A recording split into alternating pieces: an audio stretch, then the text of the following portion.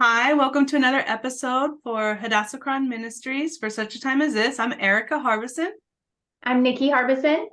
And I am Lexi Tucker. And today we are going to be talking a little bit about Easter, because that's right on the horizon, specifically things that we kind of remember from, growing up and celebrating Easter. So one of the things that I always really enjoyed was at our church, Lawndale Wesleyan, we used to put together these passion plays. And Erica's husband and our pastor, Pastor Matthew, had the honor of playing Jesus every year. So that was always a lot of fun. I had always really enjoyed getting to play kind of various roles throughout the whole experience. When I started, it was like the roles that had very little speaking parts. So minor disciple, maybe. Up until I think eventually I played one of the Marys who had a little bit of more of a speaking role. But I think it was just something that growing up, I mean, the average child is excited to, wake up to the Easter bunny and the Easter baskets. And here I was like, oh, okay, that's great. But then I get to go to church and, take part in the actual story of Easter.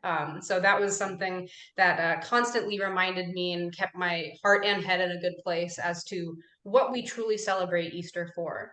So what about you, Nikki? What's something that you really enjoy about Easter? Well, there are a lot of things I enjoy now about Easter. I really love the season of Lent.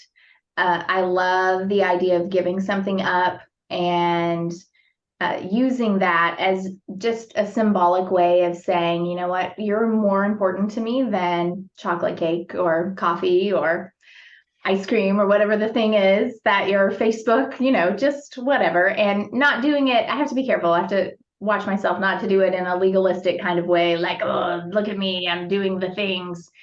But I truly love that aspect and leading up to Easter and trying to think about all that Christ sacrificed for us. We've talked a little bit about how our upbringings were different, and I didn't go to church regularly growing up, but I had wonderful grandparents who, whenever I would visit, I would go and they would take me to church.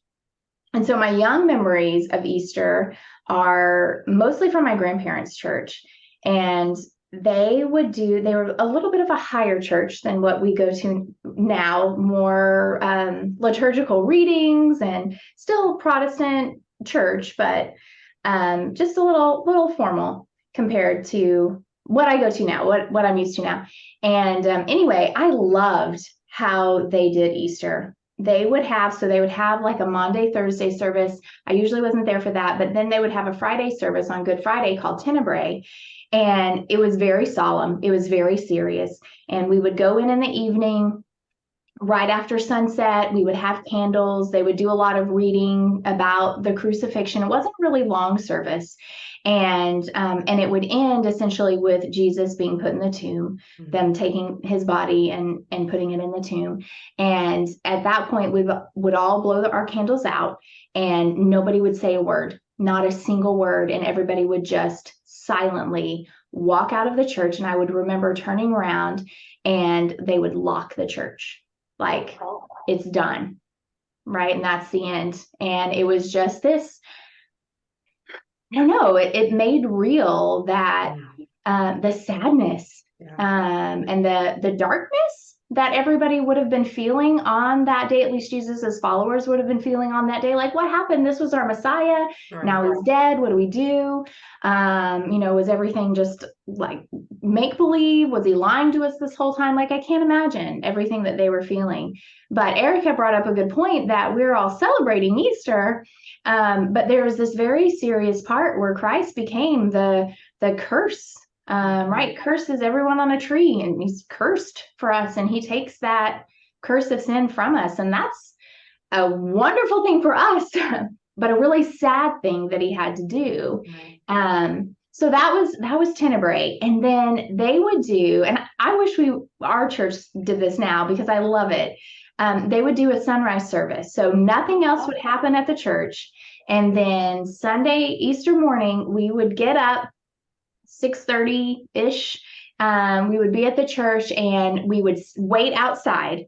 And then as the sun was rising, they would light all our candles again. And then we would bring the light back into the church, of course, symbolizing Jesus's resurrection. And it was just so powerful. And that one was full of celebration and music. And again, it was really short because then we would go eat breakfast, get all our fancy church clothes on, and come back and have the actual Easter service. But they were just really special memories. And I think there's a place. I think there's a place for tradition and ceremony that you want to make sure that you're not just going through the motions. That can happen for sure. But I think it can be powerful too. And for me growing up, those were really powerful times. Now, it's just a joy to see Easter through Micah's eyes and do all the fun things that come along with it, but also just to listen to him growing in Christ himself and his love and understanding. And he is now taking part in the Palm Sunday play that Mike has brought to our church. Mike is Erica and my father-in-law. And anyway, he has retired out here near us. And so those plays I've heard about, they're coming to East Texas, let me tell you. So anyway, we'll see how this one goes. It should be exciting. Anyway, that's it for me, I think. So Erica, feel free to hop in. All right. Well, I'll just piggyback right there off of the kids thing because Lawndale Wesleyan, it's not prideful to say, definitely had a reputation both for our children's program with Palm Sunday and our epic Easter programs for many, many years. And Nikki's right about seeing things through a child's eyes. And I don't know, just as you were talking about it, it reminded me, okay, so our mother-in-law ran the children's program out here at Lawndale Wesleyan. And I remember when Sasha, my daughter, she was about 4. I think she had just turned 3 or 4. I'm going to say 4. And she saw the Palm Sunday, the kids giving the Palm Sunday. And what they would do is the kids would come in with their big palm branches that the pastors had cut down from our palm trees and singing Hosanna and the things. And different kids had speaking lines. So they were a person. And so Sasha saw this and she came to me after that and she said, why don't I have a part? And it was pretty funny because normally it was the older children, still children, but still older ones who got speaking parts because they could potentially memorize it and everything. And I went to my mother-in-law and I was laughing. I said, Sasha would like to know why she doesn't have a speaking part. And it hadn't occurred to my mother-in-law either. She said, well, do you think she could do it? And I said, she does. So let's give it a try. And Sasha had that thing memorized and my husband worked with her. It was insane. The inflection, all of it. So I don't know if she was the youngest one to ever have a speaking part, but I think so. But she has fond memories of that as well. The children just coming in Palm Sunday represented the innocence of the children. And that was important in the Bible. Jesus saying, unless you become like the children, you're not going to see heaven. But it's super reflected. Nikki, I love the one you were talking about with Good Friday. Mm-hmm. I've seen, even like this past year with our candlelight service on Christmas Eve, people have lost their reverence for God. And it's both disturbing to me and saddening, because I think for certain things, there should be that solemnity, that quiet awe, respect. And so with the children's pageant, Palm Sunday, celebrating Jesus and even in the Bible, and I don't know the words, but sad doesn't even cover it, but how quickly the crowd turns. And I think we see that so much nowadays too, where 1 minute you're on the pedestal and the next minute you're knocked off of it. So I don't know. And then, yeah, I was just reflecting on how we're celebrating Easter coming up. So Sasha's counting down the days for Lent to be over because she made me give up TikTok. I don't post on it because I am not getting on that bandwagon, but I do like to scroll and see what's out there. And some of them are pretty amusing and some are thought-provoking. But she loves these certain YouTube channels, so she gave up YouTube. Oh, nice. Oh my goodness, she's been talking about, Mom, all the people I follow are posting new videos and I can't see them. So it's been really good. I said, yeah, this is hard, huh? And so she understands the meaning behind it. And so that's been good. But she's counting down the days. So yeah, this celebratory spirit leading up to Easter Sunday for us, because we know the whole story. But Nikki's right, that night when Jesus was crucified and put in the tomb, and the disciples are all hiding in the upper room, terrified what's going to happen next. They weren't thinking about, it's okay, two days. Oh, I saw this Bob Groff, he's a Christian writer. He's got some he's similar to Max Lucado in his delivery, really good stuff. And he posted something last Easter. I'm going to paraphrase it, but it had to do with, when everything went silent, Jesus is put in the grave, it's silent, he's dead, but heaven started counting down to 3. And oh my gosh, it hits me. I'm like, wow, because heaven knew it's going to be okay. There's a purpose to this. And I love the movie, The Passion.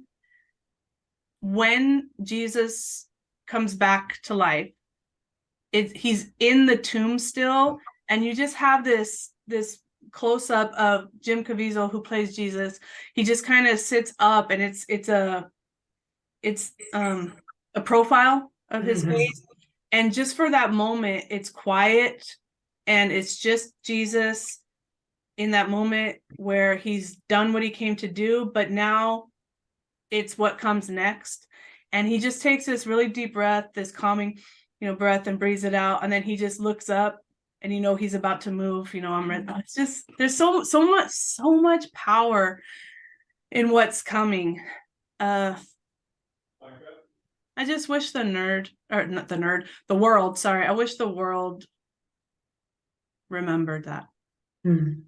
I think, Erica, you brought up something about like the childlike innocence that comes with that Palm Sunday aspect of things. And much like I remember doing the Passion plays when I was older, I also did the Palm Sunday readings when I was younger. That's right. So it's kind of, I've made that transition in my own life from that childlike innocence to, now being a young woman, young adult. And I think it's so fascinating to me to have gone through that. And kind of also what you're saying here is like, you wish more people would remember, for lack of a better way of saying it, the reason for the season, right? Yeah. And, we've both been going to Londo Wesleyan for God knows how long. And while I have the hope in my heart of seeing the people who have grown up move on with their lives, it is a little sad to see, how few kids we have at our church now. But something that really kind of revives my hope in that is now seeing Sasha, your daughter, leading Sunday school. And that is kind of just like so mind-boggling to me, because I've seen her, do the Palm Sunday stuff. And I remember sitting in the pew watching her recite these things.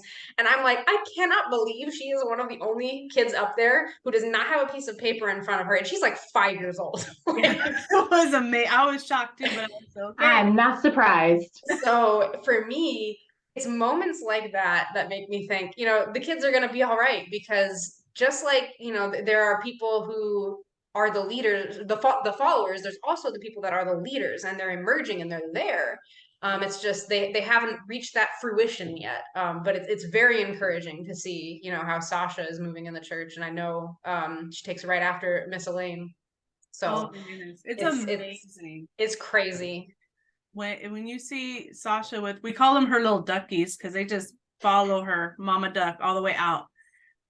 Yeah, I don't even, it's never ever a moment of I see myself. Nope. 100% it's Elaine. And we were so blessed that Sasha got so much time with Miss Elaine. Yeah, it's all her. You say, I think you're absolutely right, Lexi, in saying that about Sasha, but I was just thinking, or you, those of us of a different generation, a slightly older generation, you are the young one, and you also have come into your own spiritually. And I think that, the kids will be all right. We're looking at you too, Lex. That's a good point. I forget Lexi's not as old as we are. I am. I'm the oldest. I think at one point, Erica, you were my Sunday school teacher. And Nikki, I think you led Bible quizzing at one point for me. I think I did. Yeah. Yeah, one summer. Nikki was a summer camp chaperone one year too. I don't know if I did that one year. Yeah, I did the whole intern thing there. So I've had a minute over at Lawndale Wesleyan. Dip my toes in a little bit. That's true. Full disclosure, I was not necessarily a willing Sunday school teacher. Did you get roped in by Miss Elaine? Because it happened to me too.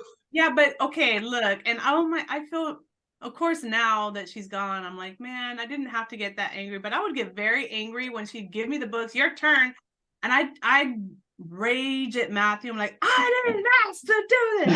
I teach all week. I don't want to teach on Sunday. Oh, I would get so mad, but at the same time, I did it because I don't know. It was Miss Elaine. But yeah, that's why I said Sasha doing Sunday school, not at all me. No, that's all Elaine, not me. Do you guys, to switch the focus just a little bit, do you have anything that you do specifically with your family on either Good Friday or over the weekend or on Easter itself that is really special to you? That's a good question. I have a very, very, very small family. But for me, I always look forward to Good Friday service, just me and my mom. And just for me, that is the moment of, silence and reflection, listening to Pastor Matthew talk, sitting there in the pew and just really trying to sit there and meditate on what Jesus' crucifixion in and of itself before he rose meant to me. And I think my mom would say the same, that is just kind of like the highlight of the Easter season for us. Yeah, we don't do anything. We participate in all the things because we're leading them as the pastor's family, the Ash Wednesday and Lent, and then Good Friday service, all of that. With Sasha teaching Sunday school, this will be her first. She actually, Matthew has tasked her with getting her duckies together to do some kind of Palm Sunday thing. I don't know what it is, so that'll be interesting. But definitely now that she is older and teaching Sunday school, I think we will, either just myself or as a family, we'll start to incorporate something, because again, as I'm being reflective just of my own approach to it and realizing I've never, in my head, I know the solemnity of it, but I don't think I've given it the proper consideration either, because I know the whole story. And like Lexi said, participating. And that was the thing too, just to sidetrack for a second, with the plays, part of the participation, at least from my end, because I would either write some of them or help write them, how to tell this story in a different way each time. So that was a lot of the focus. But you definitely have made me reflect with that question, Nikki.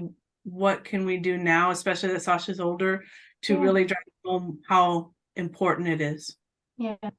I was just thinking, I don't know, the only thing that we do, I think that's maybe a little different, is Andrew started the tradition. I think they did it growing up, I'm not sure, but we always go find hot cross buns on Good Friday. They did. Yeah. And so that's hard to do here. There's like one grocery store that sells hot cross buns, and sometimes they don't. So it's been hit or miss for us, but we always we always try to get hot cross buns. And then we read the story of Jesus's crucifixion. But then I was just thinking, what a cool thing. Our church doesn't do a sunrise service, but that there's no reason we can't do that. There's no reason we can't get up at sunrise, just our family even, and start the celebration. I feel like there needs to be more celebration. It becomes very much kind of like, well, wear your pretty dress, and that's fun. I'm not gonna lie, but it becomes more of that, and then rush and okay, get the food ready and go to the church and then go, rather than just the celebration I think that it should be. So I'm curious, and maybe listeners can help us with this too, but what are some ways that we could make Easter Sunday more celebratory? What could we do? And I think that would be worthwhile looking into. I agree. Yeah, I mean, I'm always down to learn how other people really mark the occasion. So for all of you who are watching, we definitely want to hear from you. So feel free to leave comments and let us know. We're excited. Great. All right. Well, fantastic discussion. And we hope that all of you watching have a fantastic, both solemn, but also very happy Easter. So thanks, and we'll see you next time. Yeah. Bye. Bye.